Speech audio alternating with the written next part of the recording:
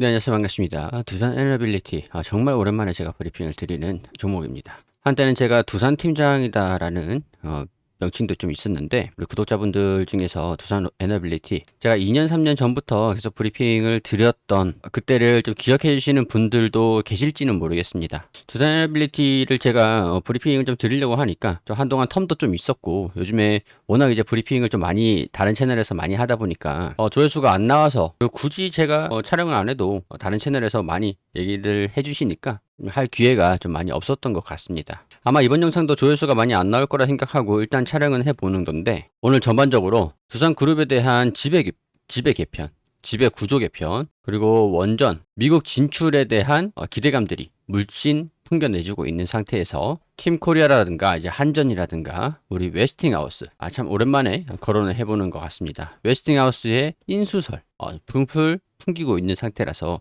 오늘 이런 내용들 중점으로 해서 두산 에너빌리티의 브리핑을 해드릴 예정입니다. 일단은 주가는 계속 상승하고 있는 흐름들을 보여주고 있기 때문에 61선 여기서 지지를 받고 다시 돌파를 하는지, 살짝 조정을 받고 다시 쌍봉을 그려주는지, 이런 것들만 지켜보자. 지금 이거 말고는 말씀드릴 수 있는 구간은 아니기 때문에 간단하게 이렇게만 넘어가도록 하겠습니다. 자, 우선 말씀을 드려야 될 게 지주사인 두산.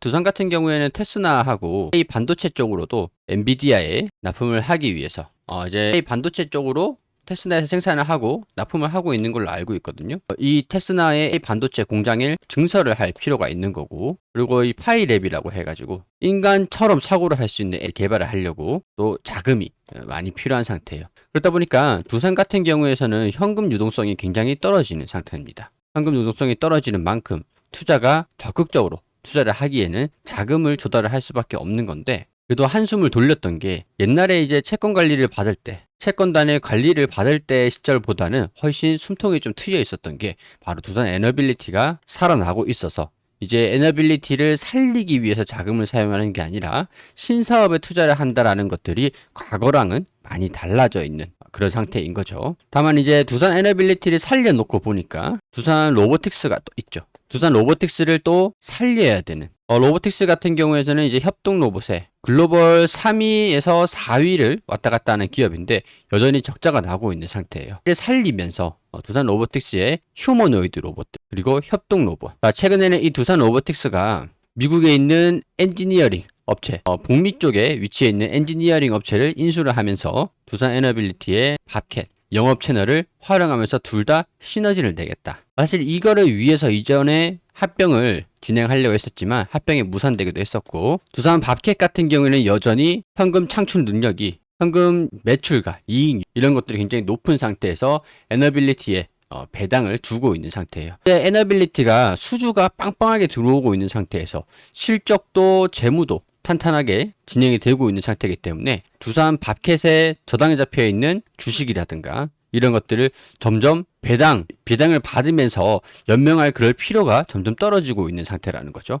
그렇기 때문에 더군다나 이 로보틱스의 합병을 진행을 하면서 두산그룹 같은 경우에서는 에너빌리티가 가지고 있는 이 두산 밥캣을 어떻게든 로보틱스로 넘겨주려고 하는 그런 상태입니다. 그렇기 때문에 이 두산 밥캣에 대한 배당이 좀 없어진다. 그리고 로보틱스로 넘어간다. 그러면은 반대로 얘기를 하면 두산 에너빌리티가 가지고 있는 이 자산이 빠지게 되는 겁니다. 그렇다고 해도 이런 것들이 걱정이 된다고 한다면 두산 밥캣이랑 로보틱스랑 합병을 한다고 할 때 주가는 이미 큰 폭으로 자산에 따른 자산 유출에 따른 우려감 때문에 떨어졌겠죠. 근데 이제는 이런 것들을 걱정할 필요가 없기 때문에 이렇게 진행을 하려고 하는 것들이고, 두산 에너빌리티 같은 경우에는 원전 산업, 대형 원전이랑 그리고 가스터빈, 풍력 산업, 두산 퓨어셀로 인한 수소, 전반적인 에너지 산업을 영위를 하려고 하고 있는데, 이걸 이제 나중에는 AI를 가지고 관리를 하겠다. 효율적으로 관리를 하겠다. 이런 내용들로 인해서 AI를 접목하겠다라는 얘기는 했지만 아직까지 당장에 AI를 접목을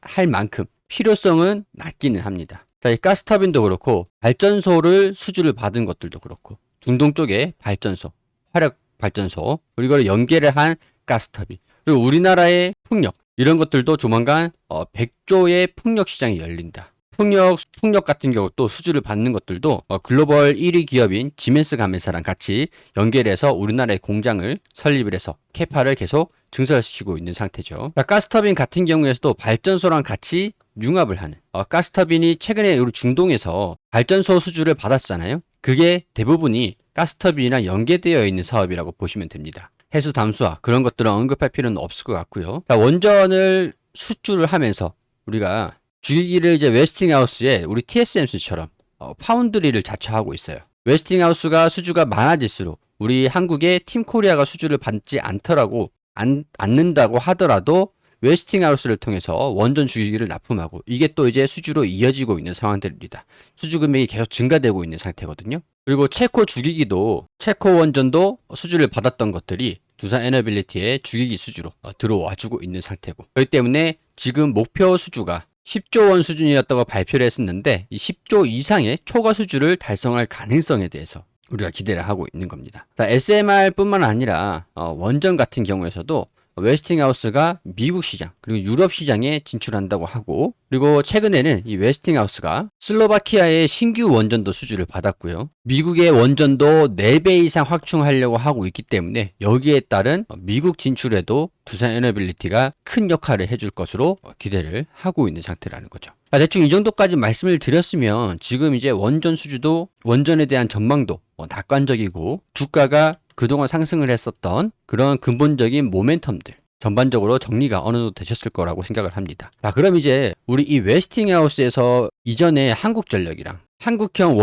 원자로에 대한 지식재산권 분쟁이 있었잖아요. 지금은 봉합이 됐지만 체코 원전을 따내려고 웨스팅하우스랑 같이 합의를 봐오긴 했지만 웨스팅하우스는 이 유럽 시장 주도권을 넘겨줬다고 보고 있고 중동 시장이라든가 신흥국 시장에는 한국이 주도권을 가지고 오는 이런 미래의 글로벌 시장은 웨스팅하우스하고 한국과 미국이 동맹을 이뤄가지고 수주를 하고 웨스팅하우스에는 유럽 시장을 우리나라는 중동 신흥국 시장을 받았죠. 이거를 공개를 한 내용은 아니지만 시장에서는 이렇게 이해를 하고 있다라는 거죠. 그래서 이 웨스팅하우스의 지식재산권을 과거에 우리가 이 웨스팅하우스를 인수를 했으면 6조 정도 수준이면 인수를 할 수가 있었죠. 웨스팅하우스가 몇 차례 매각이 있었는데 과거에 도시바에 한 차례 6조 원 수준으로 매각이 됐었고 캐나다의 사모펀드 회사에도 도시바가 이제 경영이 좀 어려워지면서 캐나다 사모펀드로 6조 원으로 매각이 됐습니다. 이때 우리나라가 원전 시장 자체가 이렇게 긍정적이진 않았기 때문에 지금만큼 수주가 많이 들어오지도 않았었고 글로벌적으로 탈원전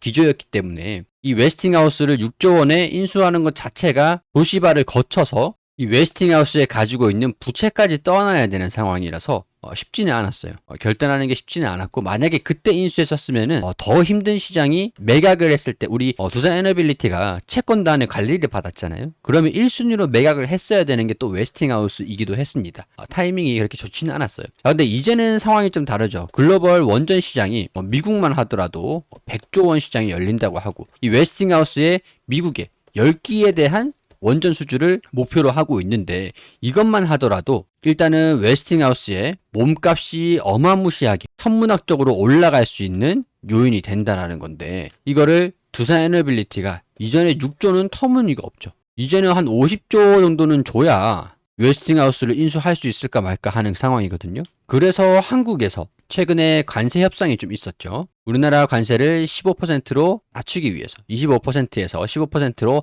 낮춘다는 얘기가 있었는데 여기에서 한국이 대미 투자를 2,500억 달러를 진행을 하겠다고 얘기를 했습니다. 이게 금액으로 치면은 270조 수준이에요. 실질적으로 3,500억 달러를 했는데 이 중에 1,000억 달러는 미국산 에너지를 구입을 하겠다. 나머지 2,500억 관련은 대미 투자 펀드를 조성을 해서 자동차라든가 이차전지라든가 원전이라든가 조선이라든가 이런 쪽으로 투자를 하겠다고 얘기를 했던 거거든요. 자, 그러면 이 2,500억 중에서 270조 수준이라고 했죠. 자동차하고 이차전지 그리고 조선, 원전, 대미 투자 펀드입니다. 펀드. 자, 그러면 웨스팅하우스의 지분을 캐나다 기업이 매각을 하는 거를 세일을 하는 게 아니라 웨스팅하우스가 상장되어서 거래되고 있는 이 지분을 확보하는 방식으로 대미 투자 펀드가 운영될 수가 있다는 거죠. 자, 그러면 이 웨스팅하우스의 지분을 가지고 있는 게 정부가 투자한 대미 투자 펀드로 지분 투자가 이루어진다고 한다면 그럼 이제 정부를 통해서 팀코리아가 각축이 된 한전 KPS, 한전기술 그리고 두산 에너빌리티. 자, 더군다나 이 웨스팅하우스 같은 경우에서는 어차피 두산 에너빌리티의 수주가 파운드리로 역할을 하고 있는 상황이라서 우리나라 원전이 미국 시장에도 진출할 수 있는 교두보가 생긴다라는 거죠. 그렇기 때문에 이게 확실하게 지금 웨스팅하우스의 지분을 인수하겠다 이런 얘기들이 나온 것은 아닙니다만 캐나다의 사모펀드 지금 이게 보시는 게 웨스팅하우스의 지분 구조입니다. 뮤추얼 펀드로 운영되고 있는 여기 뮤추얼 펀드와 소매 상장 기업 이게 4.7% 정도, 기타 기관 투자자가 40% 정도 지분을 들고 있어요. 보유자를 보면은 뱅가드라든가 블랙록이라든가 이런 펀드 기관들이 많은 지분을 가지고 있거든요. 뱅가드가 가지고 있는 이 11%의 지분만 가지고 온다고 한다면 대략적으로 한 6천억 원 가량이 될 것 같은데 우리가 웨스팅하우스의 완전한 인수를 진행을 하기는 현실적으로 좀 어렵기도 하죠.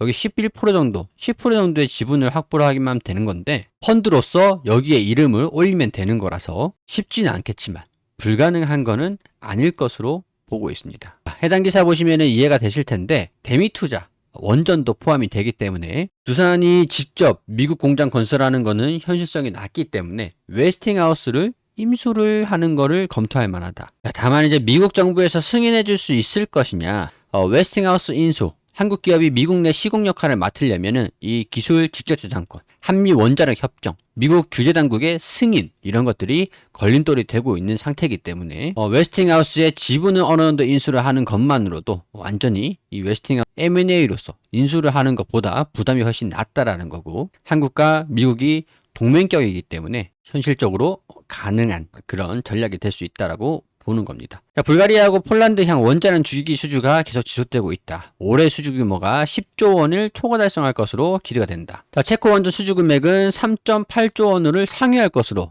예상이 된다라고 해요. 2분기 원전 2기 프로젝트 주기기에 4조 원 가량, SK향, 뉴스케일향 주기기 0.5조 원, 그리고 미국 빅테크향 복합 발전 프로젝트 주기기 공급도, 그리고 내년에는 웨스팅하우스의 불가리아 2기, 폴란드 3기, 증기 발생기 한 2조 원 정도, 2028년도 9년에는 국내 SMR 4기 정도, 이런 식으로 프로젝트가 엄청나게 많이 대기되어 있기 때문에 이런 프로젝트가 대부분인 지금 초기 제한 단계에 있지만 두산 에너빌리티가 가지고 있는 거는 가스 터빈이라고 했습니다. 예전에 제가 브리핑을 할 때 이 가스 터빈이 굉장히 중요한 역할을 할 것이라고 봤었는데 이 복합 화력 발전 플랜트가 가스터빈 주기기도 같이 포함되어 있는 거라서 자체 개발할 수 있는 수소, 혼소 가스터빈 기술을 보유하고 있기 때문에 글로벌 빅테크로부터 수주를 받을 수 있을 가능성들이 높아지고 있다는 거죠. 이미 두산에너빌리티의 실적 성장은 진행되고 있는 과정인데 지난 2분기 실적을 보았을 때 매출액도 1분기 대비 성장했습니다. 작년 대비해서 4조 5천억 원.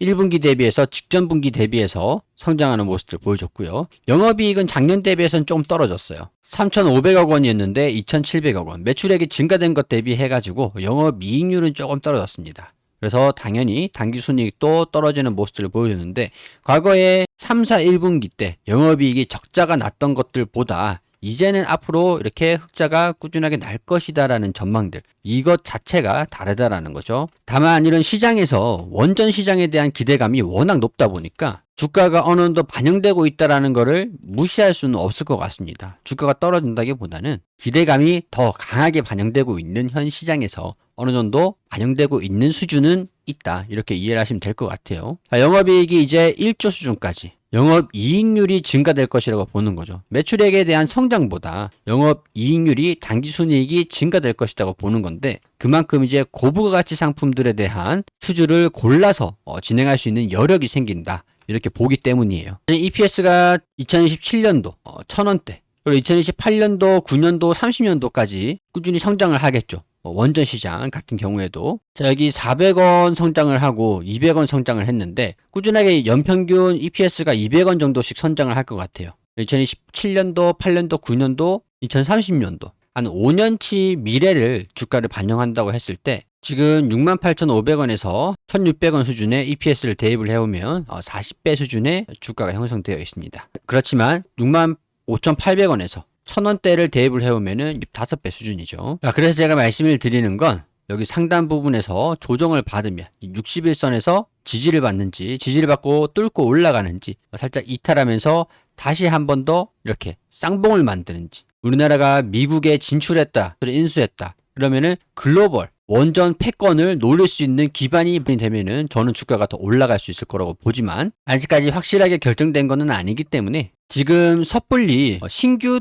접근을 하기에는 부담은 좀 있는 상황이라고 생각이 되고, 과거부터 가지고 계시는 분들은 비중을 꼭 가지고 가셔야 되는 구간이 아닐까, 홀딩 구간이 아닐까 이렇게 생각을 하고 있습니다. 자, 시나리오 61선을 포인트로 위로 아래로 이렇게 첫 번째, 두 번째 보시면 될 것 같아요. 자, 두산 에너빌리티 뿐만 아니라 제가 이렇게 이 링크만 클릭하시면은 모두 무료로 확인하실 수 있는 포트폴리오를 운영하고 있습니다. 상승하든 하락하든 투명하게 이렇게 공개를 하고 있는데, 옆에 링크 클릭하시면은 제가 이렇게 입력했던 당시의 영상들이 올라가 있어요. 이렇게 하락하는 것들도 제가 투명하게 공개를 할 수 있는 이유가, 이렇게 한중 NCS가 마이너스 10% 터치를 하고 다시 이렇게 접근해서 55% 손실분을 가져오는 전략적 접근도 계속 진행을 하고 있습니다. 자, 신규 종목들 계속 추가를 하면서 제가 영상을 촬영할 때마다 이렇게 관리를 하고 있기 때문에 해당 포트폴리오를 보시는 분들께 굉장히 도움이 되실 거거든요. 항상 우리 주식이라는 거는 수익만 볼 수 있는 건 아닙니다. A 종목, B 종목이 있다면 제가 상승하는 종목들만 이렇게 공개를 해 놓는다고 한다면 제가 신규 종목으로 B 종목을 추가했을 때 여기에 비중을 거의 확대시키시는 분들이 분명히 계실 거란 말이죠. 그렇게 하지 마시고 하락하는 종목들도 분명히 있기 때문에 저는 투명하게 공개를 하는 거예요. 반드시 약속을 좀 해주셔야 될 게, 물론 이제 포트폴리오를 추가한다고 해서 여러분들이 사시라고 신호를 드리는 건 아닙니다. 다만 참고해서 보시는 분들 같은 경우에서는 내가 A 종목에 100만 원을 가지고 있다. 근데 마이너스 10%다. 그럼 10만 원이 마이너스잖아요. 그럼 B 종목을 샀을 때 플러스 10%다. 그러면 플러스 10만 원이 됩니다. 그러면 이 두 개 기업을 같이 정리를 하시라는 거예요. 만약에 이 종목이 20%가 올라가서 20만 원이 된다면 같이 정리를 하면은 10만 원이 남잖아요. 이런 식으로 포트폴리오를 관리하시고, 9%, 27%, 그리고 10% 반납하더라도 63%, 또 55%, 이런 식으로 떨어지더라도 다시 가져오시면 됩니다. 이런 식으로 제가 신중하게 진행을 하고 있기 때문에 여러분들한테 도움이 되시지 않을까 싶어서 정직하게 진행을 하고 있는 것들이고, 해당 포트폴리오는 이 링크를 클릭해서 들어오시는 것만으로도 확인이 됩니다. 뿐만 아니라 우리 공부방에서는 조금 단기적인 종목들 관련돼서 빠르게 결론을 지을 수 있는 종목들로 운영을 하고 있어요. 여기 보셔도 최근에 이 자이글이라는 종목들 단기로 바로 하루 만에 VI가 발동을 하면서 진행을 했습니다. 이 포트폴리오는 장기적으로 진행을 하는 거고, 텔레그램 우리 공부방에서는 단기적으로 진행을 하는 겁니다. 공부방 역시 제가 일절 비용을 받는 건 없어요. 여러분들 단순하게 구독하고 좋아요 해주시면서 이 공부방에 입장하시기만 하면, 해당 링크만 클릭하시면 입장이 가능하시다는 거 참고해 주시고, 제가 앞으로 이 두산 에너빌리티를 계속 브리핑 해주시길 바라신다면 댓글로 화이팅이라고 응원 한 번씩만 간절하게 부탁드리고 싶습니다. 별거 아닌 내용들이지만 도움이 되셨으면 좋겠고요. 자, 우리 유튜브 채널에 다양한 종목들을 이렇게 업로드를 해드리고 있으니까 오셔가지고 좋은 종목 확인해 가시면 좋을 것 같아요.